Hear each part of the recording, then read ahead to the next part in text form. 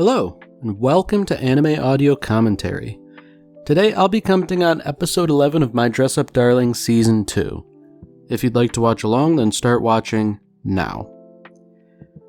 So it seems like we're just starting off in media res, and... okay. I get the feeling that this is, Akira, the other cosplayer who focused on props here, who made it clear she didn't want to have anything to do with Marin for as of yet unexplained reasons, but I guess some of that might stem from the idea that her parents don't approve of her hobbies, which, whoa buddy, it's not good. Oh dear. I was sort of hoping for a more lighthearted episode. Especially after the previous episode where Marin's misunderstanding led to disparate outcomes, shall we say. But, I guess that's not going to be the case, really. We're going to focus on Akira here and, I don't know, I guess getting back into her hobby? Essentially? Okay, well, I guess that's it then, She's clearly, independent now, so she can do all this stuff, but... man, it's a rough way to start the episode.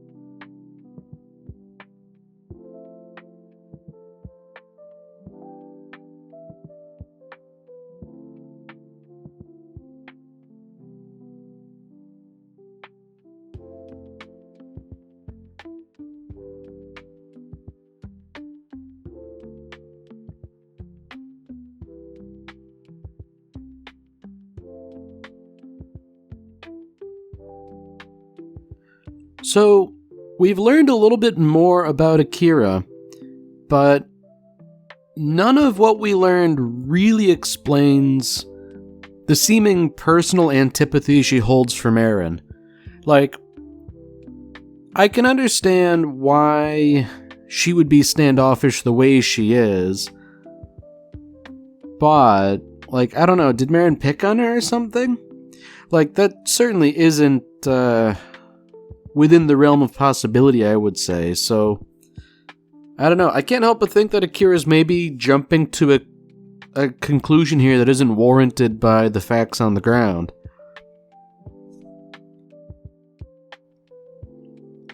So meanwhile, Marin is doing, I guess, some heavy lifting here by getting Juju's sister, I guess, psyched up for the cosplay and willing to,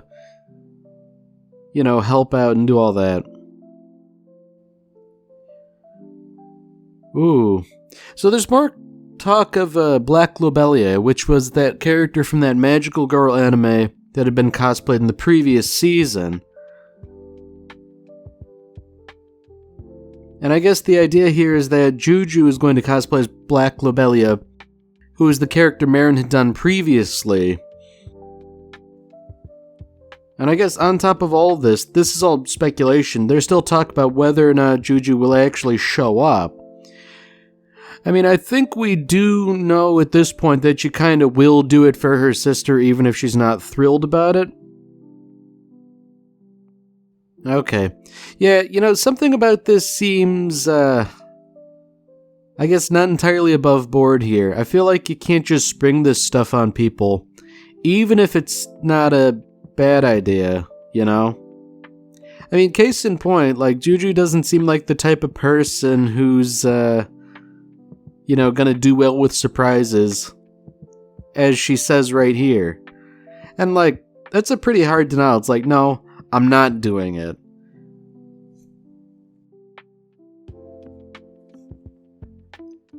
Ooh.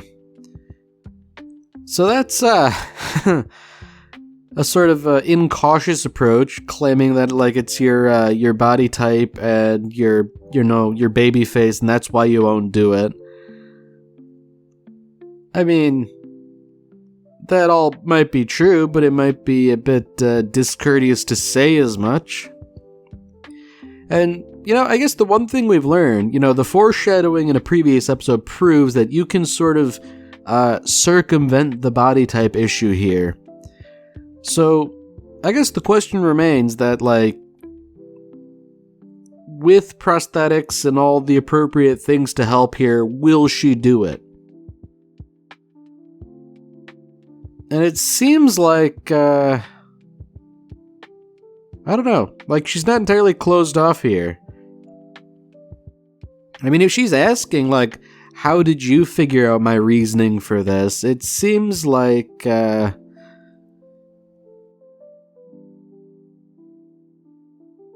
okay, here we go. So she even says, like, alright, I'll try it, but if I'm not satisfied, like, I'm just gonna leave and bail on the other stuff.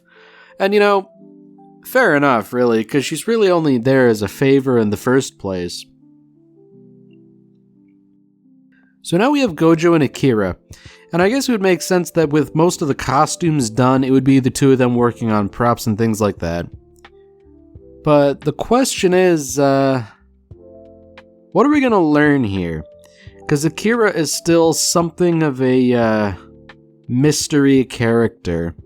We know a bit more about her now and why she is the way she is, but there's still a bunch of questions that we don't really have answers for yet. So something that's really nice here is that Akira definitely seems to appreciate the Hina dolls and the craft that goes into them. And, it certainly doesn't compare to Hina dolls, but, like, I paint miniatures. I do that for fun, and that takes a lot of fine motor control. And if you're, like, painting on, like, heraldry on, like, the shield of a knight or something like that, and the knight's only, like, 28 millimeters tall, like, that's a hard thing to do, You need to take your time, like, accept mistakes as they come, and do all that. Whoa, buddy. So, Juju... Man, that's something to say. Like, I've never had cleavage before. Like, whoa. I mean, I can certainly understand why she would shy away from cosplaying certain characters, with this being the case, but with the nifty little tool they have there, they can sort of sidestep the issue. I've almost... It almost puts me in mind of My Senpai is Annoying, when... the main character stuffed those stuffed animals down her blouse, but then got caught doing it in public by people she knew. I feel like the little prosthetic isn't a day-to-day thing for Juju, if that is, a big issue in her mind. But I guess if nothing else, she doesn't need to limit her pool of cosplays, I guess, is the best way to say it.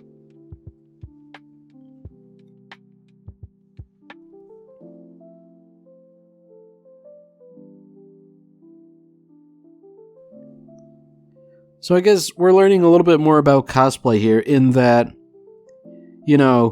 when you're cosplaying, like, you do have to take physical considerations into account here. Not anyone can just cosplay anyone if you really, really want to do a good job. You can try, but there's, like, extra work that has to go into it. Like, someone like me probably couldn't dress up as Jotaro Kujo just because I don't have the physique for it. And frankly, it would kind of be insulting for me to try without putting in some serious time in the gym. But I don't know. I guess I'm kind of two minds on this whole thing, because on the one hand, I feel like you should do your best to embody the character out of respect for, the author or the creator or what have you. But at the same time, like, I think there are a lot of, I guess excuses people can make where it's like, oh, no, I could never do that, but it's really kind of like a petty reason. Oh boy, so we're getting down to business with the props, and it looks like they're making, eyes. Which, leads me to believe that, the scene they mentioned they were going to be cosplaying is, rather gross. Like, it looks like... Oh, that's interesting. They're using actual contacts for the eyes. And it seemed to me like they were putting, like, a varnish over, like a gloss varnish to make them seem, wet and moist and all that. And I'm sure it's going to be properly gross when it's all done. Although, I don't know if the sheer grossness of it will be conveyed through the medium, because, like, I mean, just like the topic of eyes in general, I'm very fond of my eyes. I like having them in my head where they belong. Like, even as my eyesight has gotten worse, like, I'll just put up with glasses. Like, I don't want to stick contacts in my eyes.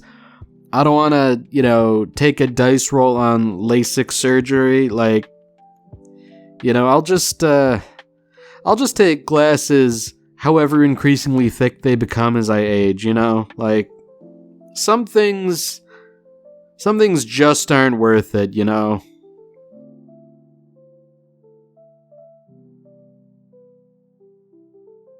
So, on the one hand, they've got the eyes, and then they've also got a cake, and it's unclear to me whether or not this is like an actual cake or like a prop cake.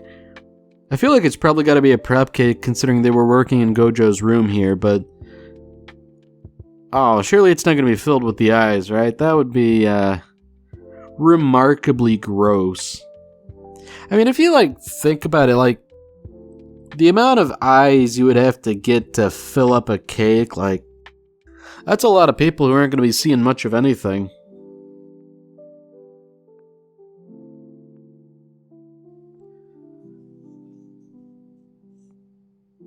Alright, so a little bit of Akira lore.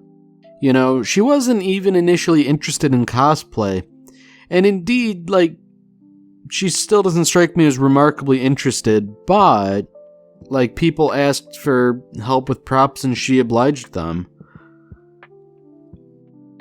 More Akira lore. So I guess, this is how she got back into the hobby, messing with one of those gachapon machines. Because I guess, it's one of those instances where it's like a little keychain or a figure for something you like. Which, I can understand. I've, succumbed to the desire before, every now and again. The trouble is, now she's been caught by, classmates, it seems. Classmates in the sense that, fellow college students, I would guess, based on how she appears now. So this is one of those things where, expectations diverge from reality, because she expected, oh man, they caught me doing this, it's so over.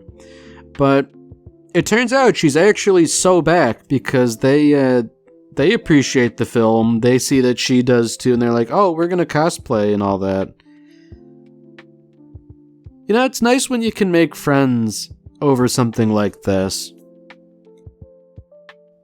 I mean, quite recently, in fact, I've actually got a little sticker of Anya from Spy Family on my laptop, and I was working in public, and someone actually came up and said, oh, hey, nice sticker and all that. And, it's nice. It's nice every now and again when, someone can appreciate something you like,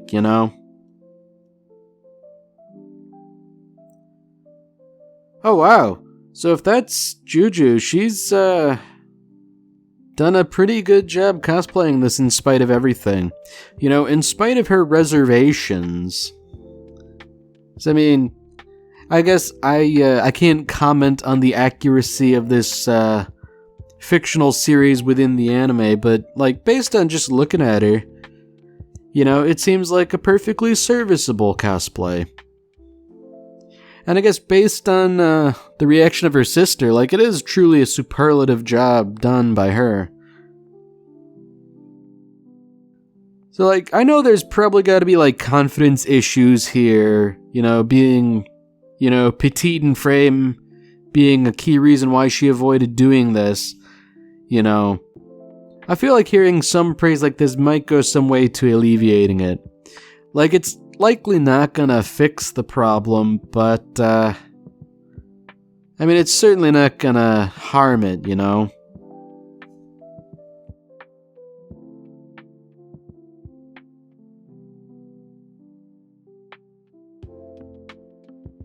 I guess it's also a good thing that Marin really appreciates this.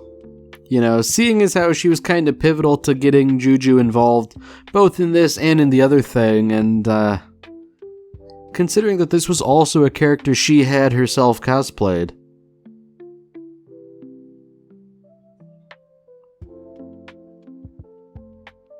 Yeah, you know, I guess it really couldn't be avoided that, Juju would also have to take a bunch of pictures. And this is, I guess, an interesting little look behind the scenes of photography. You know, she's concerned about her height, so naturally they take photos that don't take her height into account.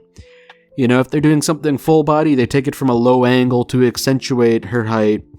Or, you know, you take, like, non-full body shots so that, like, her height doesn't come into it, or just, like, generally avoid things that might give a sense of scale that prove she's short.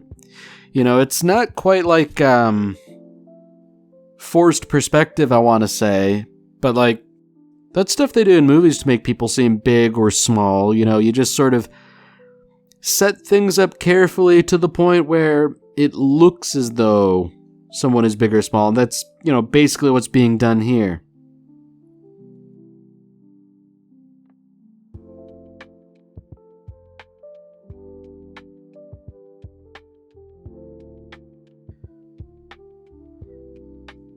Alright, so it seems like there might have been an issue about budgets here, especially with Shinju being, you know, a student, but I guess there is nothing to worry about, you know, she studied really hard and all that, so she was given allowance.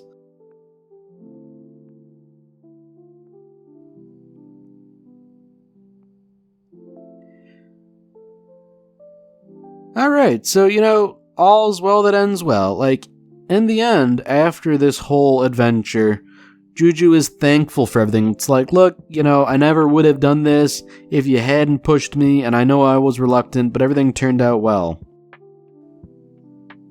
Oh. For Juju to claim that she was preparing to quit cosplaying. Why? I mean, it's one of those things where I feel like, as a career, it's not something you can do forever. You're gonna have to give it up eventually. But... okay, so she really took, like, one of the messages from the show to heart, that happiness doesn't last forever. Which, you know, it seems to me that it was the villain saying that. And... you know, generally speaking, in magical girl anime and stuff of that variety, the villains lose, and they're also wrong. So it seems like she just truly didn't understand the situation, I guess. You know, Marin and the others are kind of dropping the bomb here that there are people much older than us who still do this. And you know, fair play to them, I guess.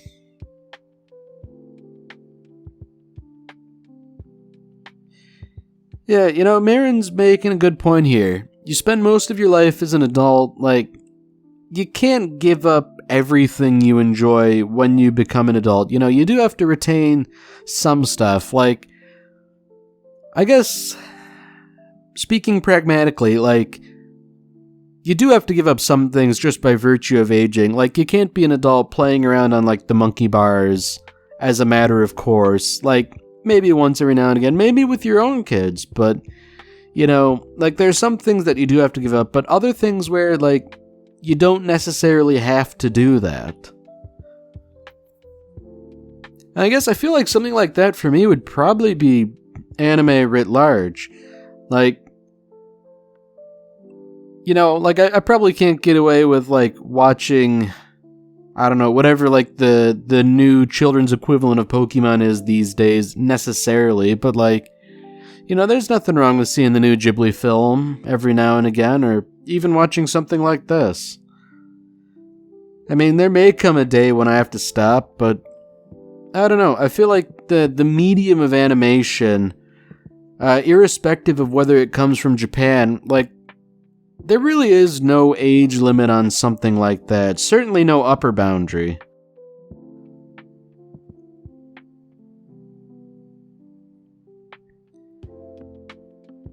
So Gojo's reaffirming to himself that he's just doing like all of this for the sake of Marin to make her requests come true. The question is whether or not he was saying that out loud in front of Akira. And I'm wondering if he did so, because, like, Akira made it pretty clear she wants nothing to do with Marin. She said as much verbally to Gojo, and I don't know. Like, I feel like he would probably say something like that, but maybe not unprompted, you know?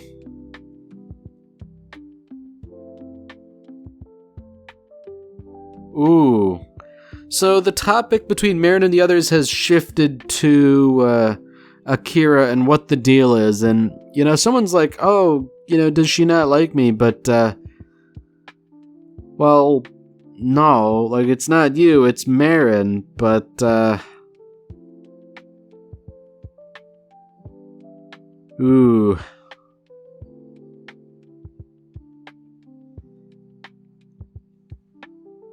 Okay, so Marin's just taking it in stride, I guess. Like, good on her, I suppose, but,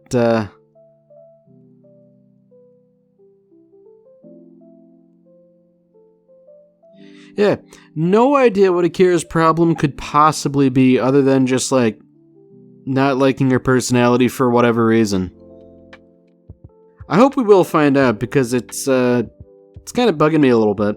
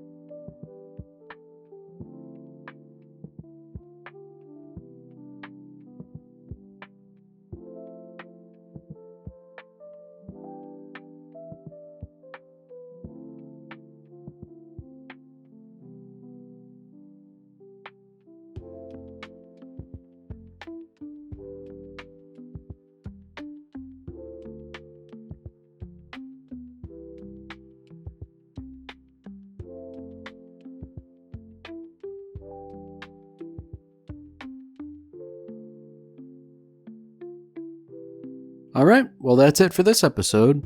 If you've enjoyed it, then by all means, tune in for the next one. See you, Space Cowboy.